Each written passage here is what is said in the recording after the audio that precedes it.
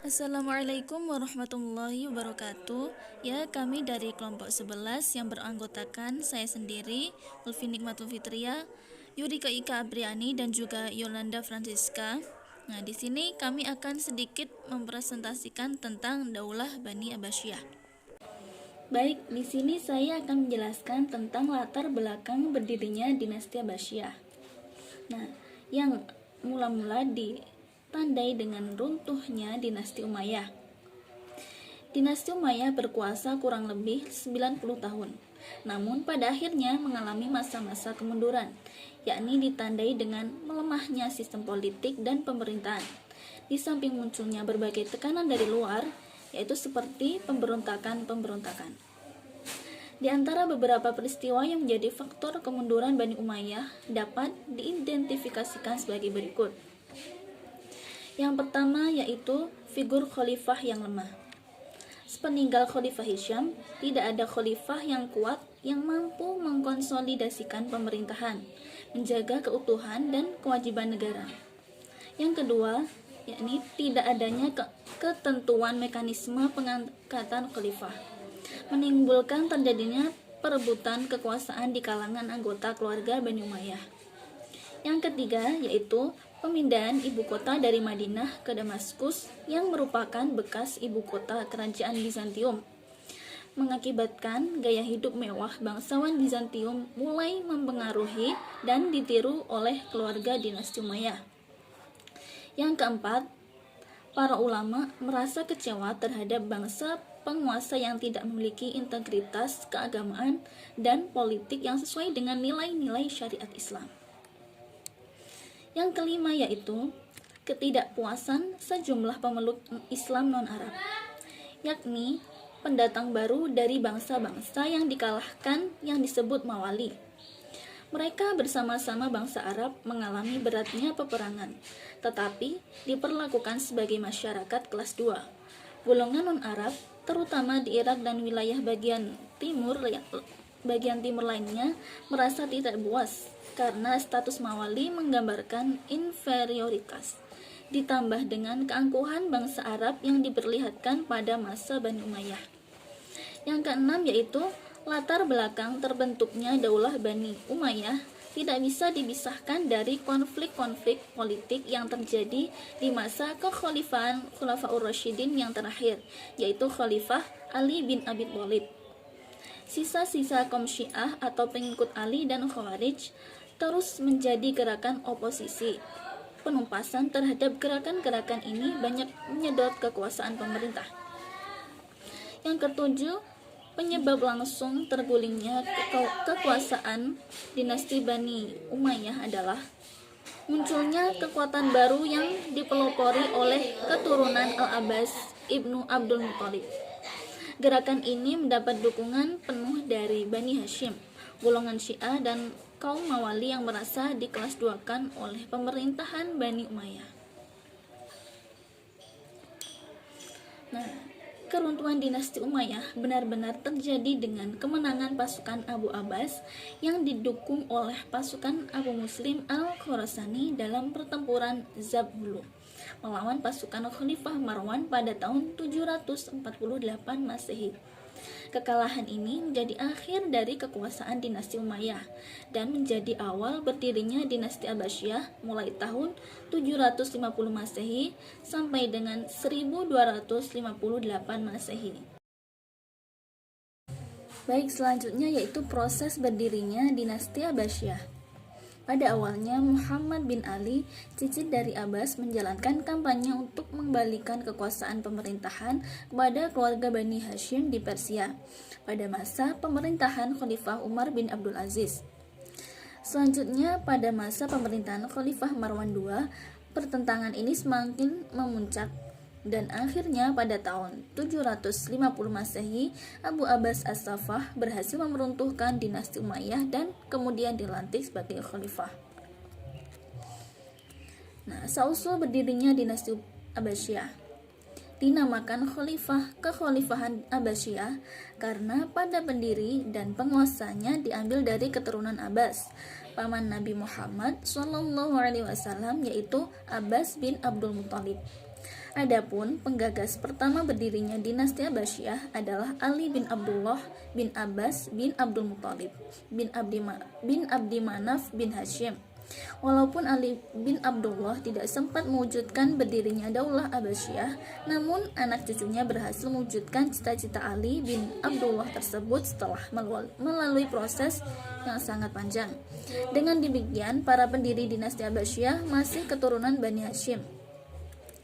Setelah pemerintahan Islam berada di bawah kekuasaan Bani Umayyah, keluarga Bani Hashim adalah pihak yang paling banyak dirugikan. Bani Umayyah mengubah sistem pengalian kekuasaan Islam yang demokratis menjadi dinasti turun-temurun. Terlebih lagi, perlakuan para penguasa Bani Umayyah terhadap Ali bin Abi Thalib dan keturunannya yang sangat diskriminatif. Oleh karena itu, maka beberapa tokoh dari keturunan Abbas sangat berambisi untuk merebut kekuasaan dari Bani Umayyah. Selanjutnya yaitu perintis dan pendiri dinasti Abbasiyah atau Daulah Abbasiyah. Dinasti Abbasiyah berdiri pada tahun 1302 Hijriah atau 750 Masehi. Adapun 6 tokoh perintis dan pendiri dinasti Abbasiyah yaitu Ali bin Abdullah, Muhammad bin Ali, Ibrahim bin Muhammad, Abu Abbas As-Saffah, Abu Ja'far Al-Mansur, dan Abu Muslim Al-Khurasani. Selanjutnya yaitu silsilah Khalifah dinasti Abbasiyah. Ini dibagi menjadi 5 periode. Periode pertama yaitu ada Khalifah Abu Abbas As-Saffah mulai dari 750 sampai 754 Masehi. Khalifah Abu Ja'far Al-Mansur 754 sampai 775 Masehi. Khalifah Al-Mahdi 775 sampai 785 Masehi. Khalifah Al-Hadi 785 sampai 786 Masehi.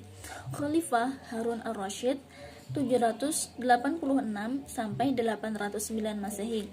Khalifah Al-Amin 809 sampai 813 Masehi. Khalifah Al-Ma'mun 813 sampai 833 Masehi. Khalifah Al-Muqtasim 833 sampai 842 Masehi. Khalifah Al-Wasik 842 sampai 847 Masehi.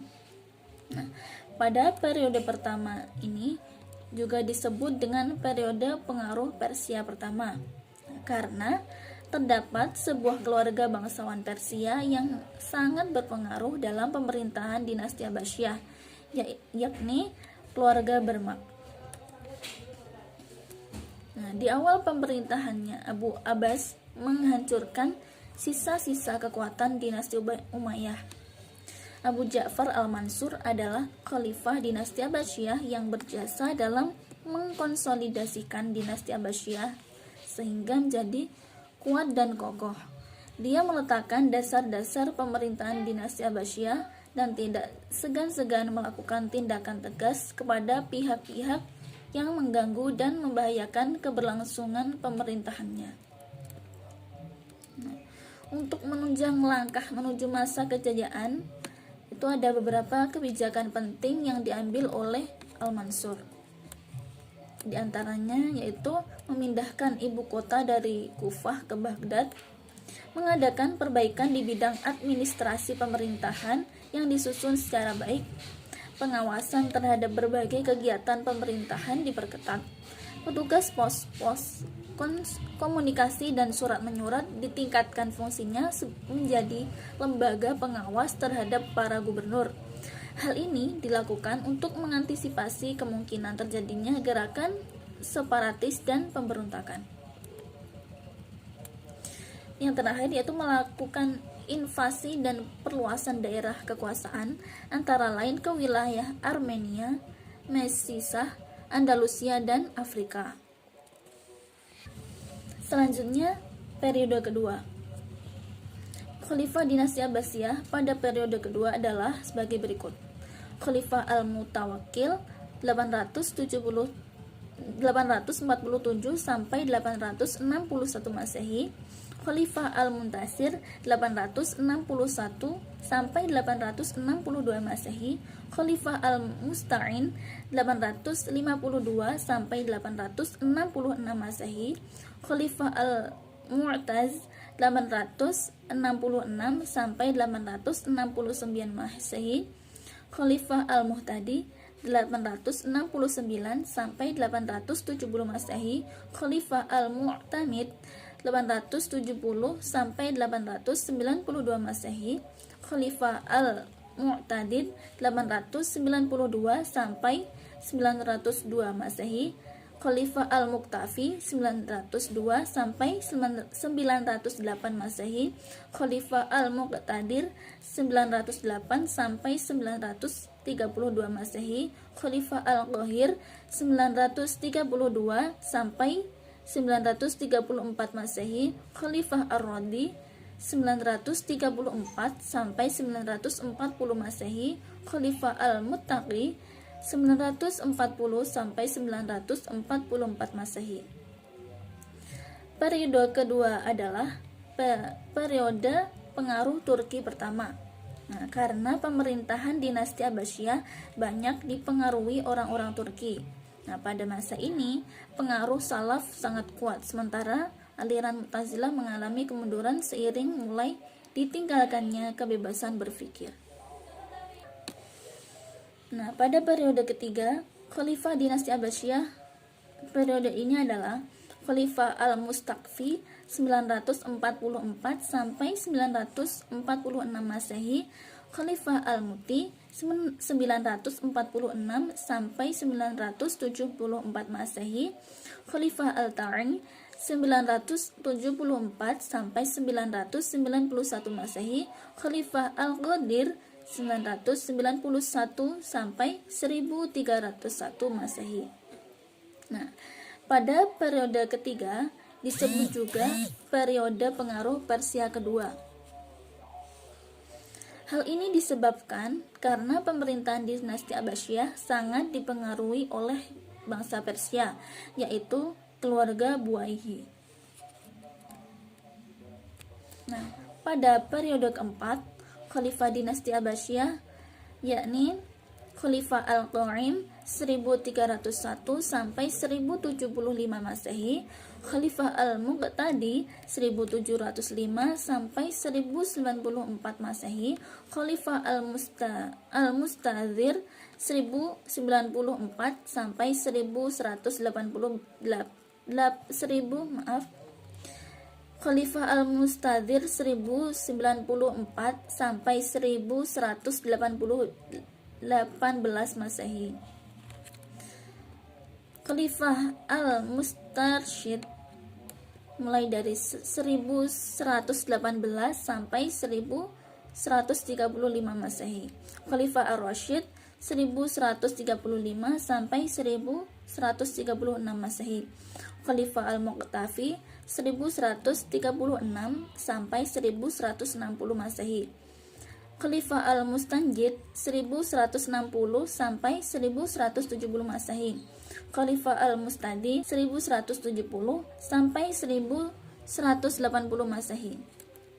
Nah, pada periode keempat disebut juga periode pengaruh Turki kedua, karena dinasti Seljuk yang merupakan bangsa Turki berperan penting dalam pemerintahan dinasti Abbasiyah. Nah, pada periode kelima, Khalifah dinasti Abbasiyah yakni Khalifah An-Nasir 1980 sampai 1225 Masehi. Khalifah Az-Zahir 1225 sampai 1226 Masehi. Khalifah Al-Mustansir 1226 sampai 1242 Masehi. Khalifah Al-Musta'sim 1242 sampai 1258 Masehi. Nah, pada periode kelima ini, dinasti Abbasiyah tidak dipengaruhi oleh pihak manapun. Akan tetapi, kekuasaan politik dan militer dinasti Abbasiyah sudah lemah, sehingga kekuasaan mereka tinggal meliputi Irak dan sekitarnya saja. Khalifah Al-Mu'tasim merupakan khalifah yang lemah, tidak banyak memperhatikan pemerintahannya, sehingga menjadi kacau. Pada saat ini pasukan memimpin Hulagukan masuk kota Baghdad, menghancurkan kota dan berbagai peninggalan sejarah. Khalifah Al-Mu'tasim dan keluarganya dibunuh. Orang-orang Islam juga banyak yang dibunuh. Dengan ini berakhirlah kekuasaan politik dan militer dinasti Abbasiyah yaitu pada tahun 1258 Masehi. Yang terakhir yaitu khalifah-khalifah yang berprestasi. Pada masa kekuasaan dinasti Abbasiyah berjalan kurang lebih 5,5 abad dari 37 khalifah dinasti Abbasiyah. Terdapat 3 orang khalifah berprestasi, di antaranya yaitu Khalifah Abu Ja'far Al-Mansur. Yang prestasinya yaitu yang pertama kebijakan Khalifah Al-Mansur dalam pemerintahan, kedua mendirikan kota Baghdad, dan yang terakhir yaitu pengembangan ilmu pengetahuan. Selanjutnya Khalifah Harun Ar-Rasyid. Nah, prestasinya yaitu melakukan penerjemahan besar-besaran berbagai buku-buku ilmu pengetahuan berbahasa asing ke dalam bahasa Arab. Juga bahasa Arab menjadi bahasa resmi dan pengantar di sekolah-sekolah perguruan tinggi, bahkan menjadi alat komunikasi umum. Khalifah yang ketiga yaitu Khalifah Abdullah Al-Ma'mun, yang mana prestasinya yaitu bidang pertanian dan perdagangan, bidang pendidikan, dan yang terakhir perluasan daerah Islam dan penertiban administrasi negara. Nah, sekian dari saya.